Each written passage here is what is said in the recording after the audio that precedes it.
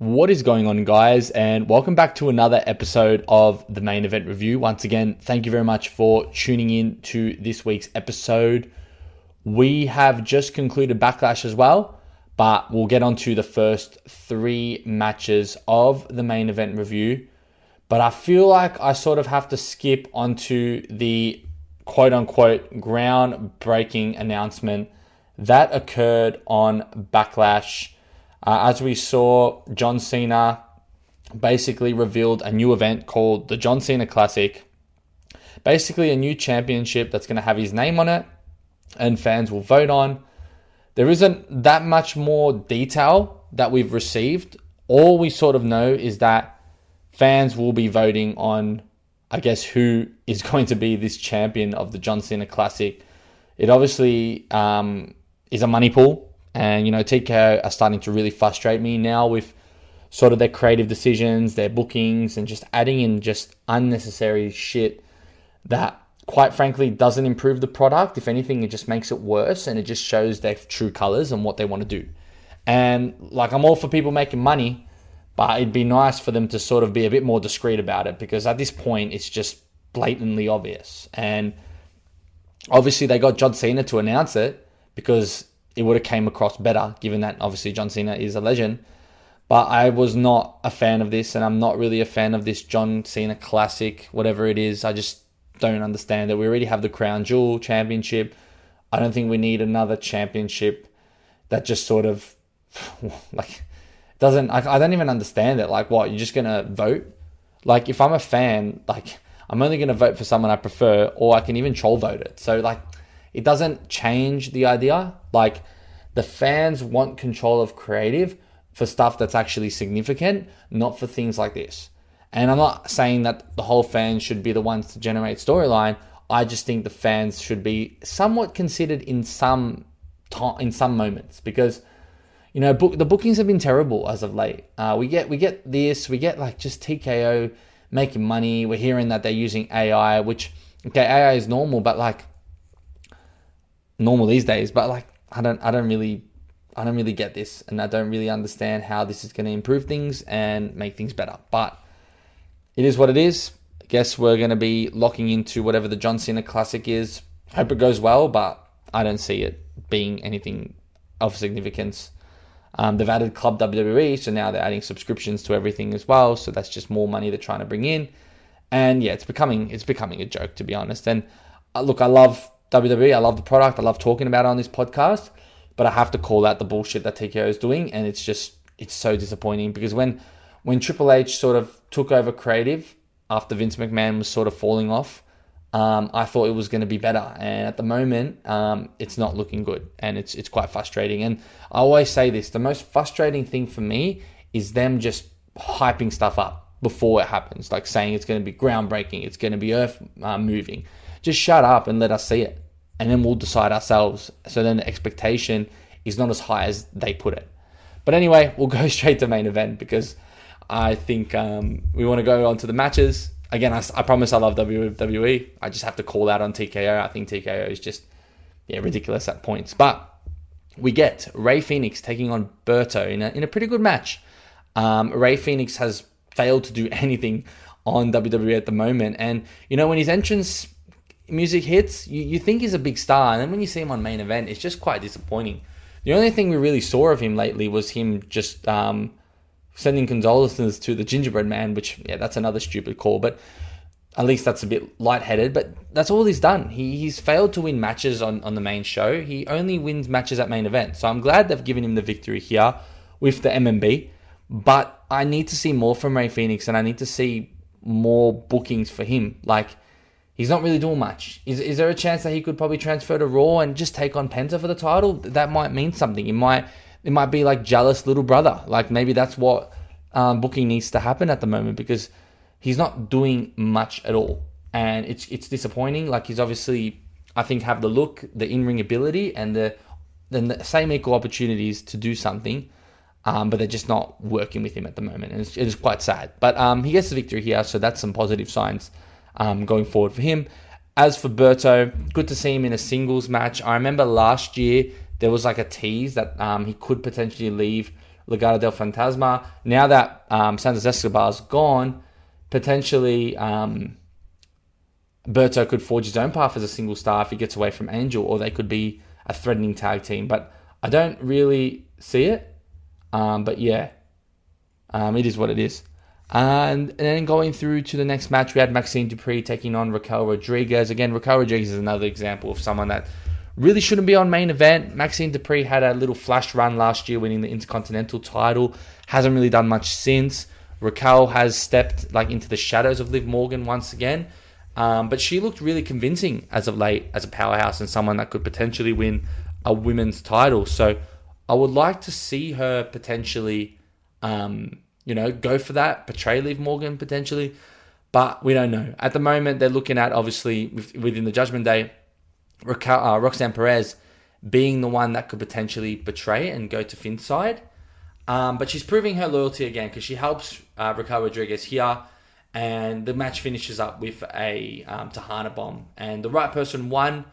It obviously demonstrates that they believe in Raquel Rodriguez and what she could potentially do going forward. But once again, I just don't really like the fact that she's sort of gone off rails and she's in the shadow of Liv Morgan. Maybe they can get Raquel Rodriguez to have a program with Liv Morgan for that title.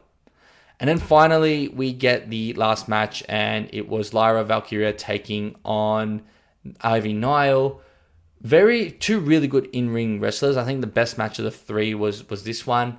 Ivy Nile, again, hasn't been doing much at all. Don't see her doing much in the future.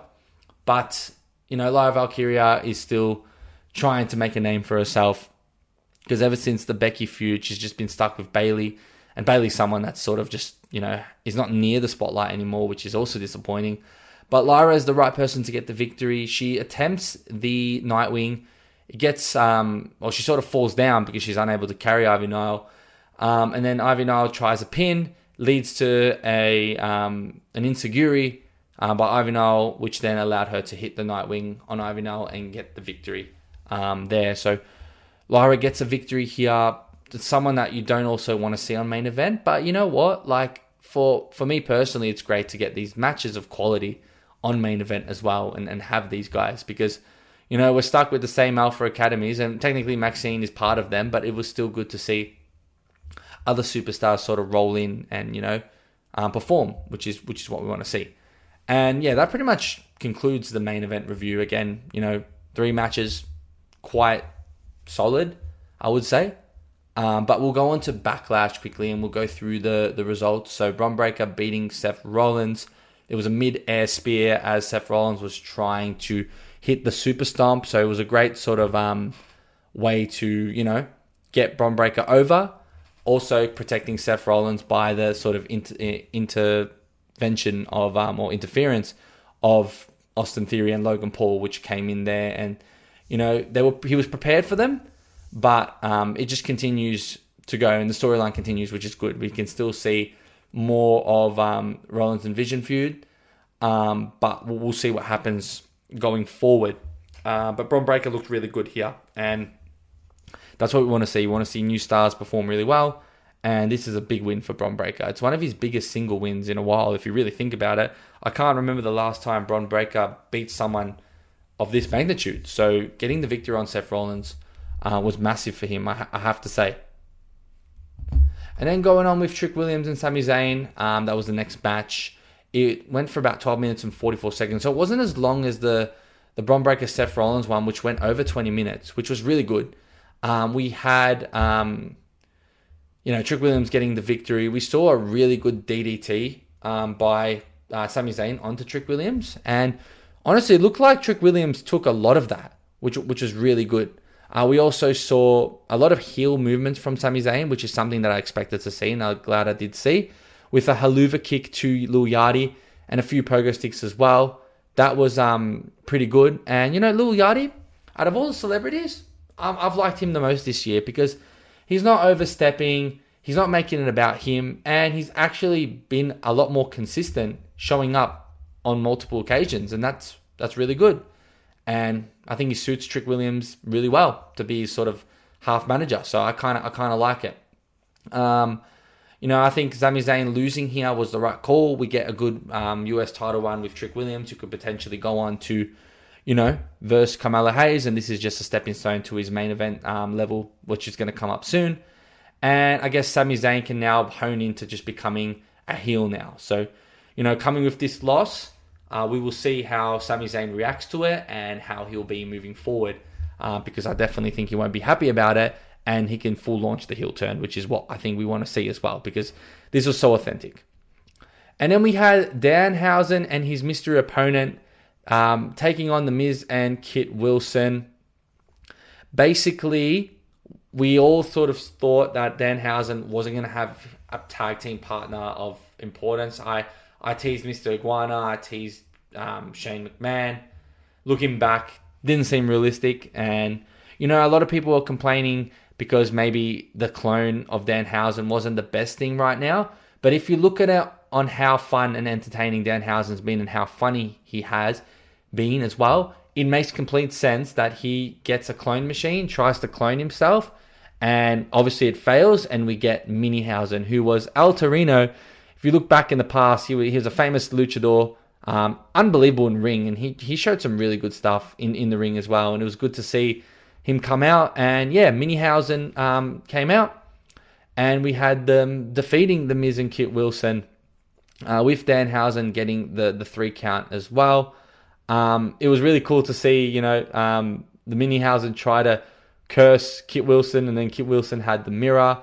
I'm a big fan of Kit Wilson, and I really enjoy what he's doing as well. The fact that he's able to get on Backlash is really good, and so is Danhausen. Danhausen's only been here for a few months, and he's already getting PLE spots. Like, getting on the card here is a big achievement for both these guys, and they're doing really, really good stuff.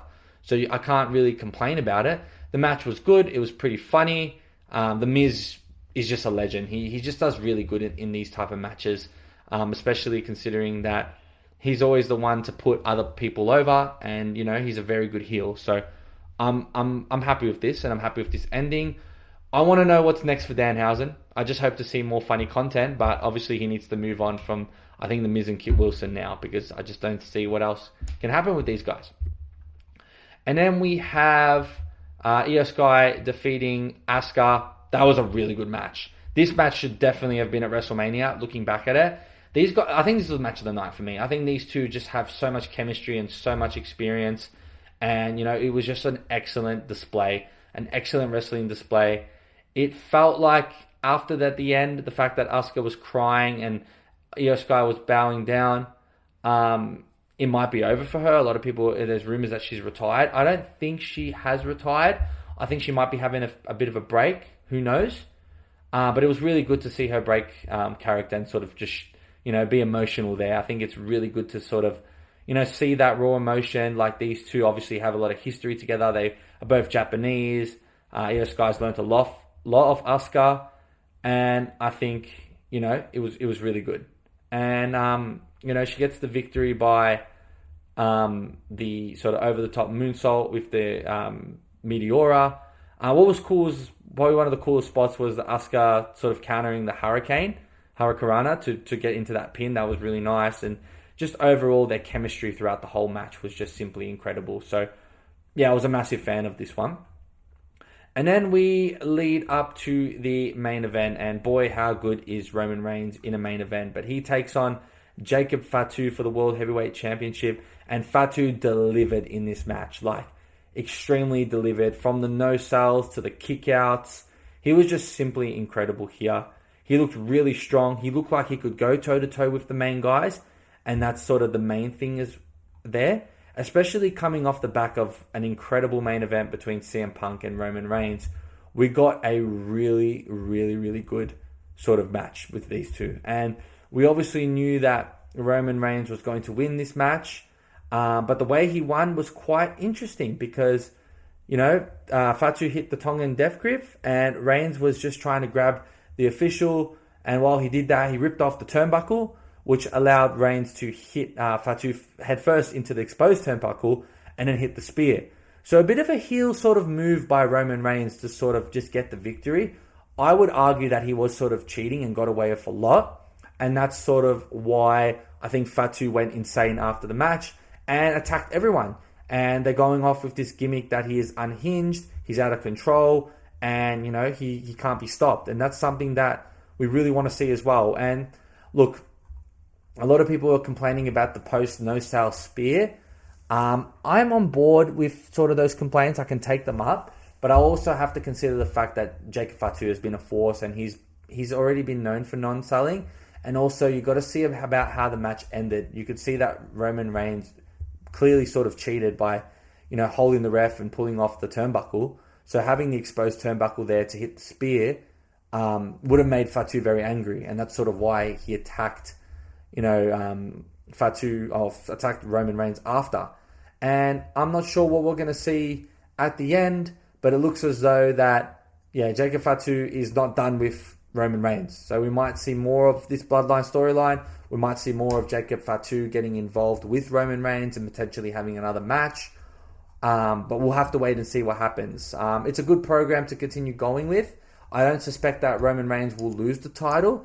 There might be reasons to suggest he could, given his schedule in June is light, but I just don't see it happening. It might mean that Jacob Fatu ends up acknowledging Roman Reigns and, you know, becomes part of the family. But we'll find out on tomorrow's episode of Monday Night Raw, as I've recorded this the night after Backlash and the night before Monday Night Raw as well.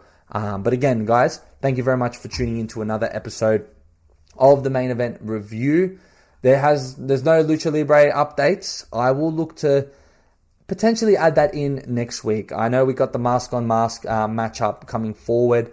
That's something to really look forward to, I think, for those that are, you know, interested in AAA. Get on to El Grande Americano taking on the original. I think that that's going to be a really good match, and I think we've paved the way for a future of Ludwig Kaiser being El Grande Americano for a very, very long time. But again, thanks for tuning in. I'll catch you guys next week. Cheers. Thanks for listening to the WWE Podcast. Don't forget to subscribe on your favorite podcast app so you don't miss a show, or head to WWEpodcast.com. And for all of these shows ad-free, head over to patreon.com/WWE Podcast. Until then, we'll see you next time.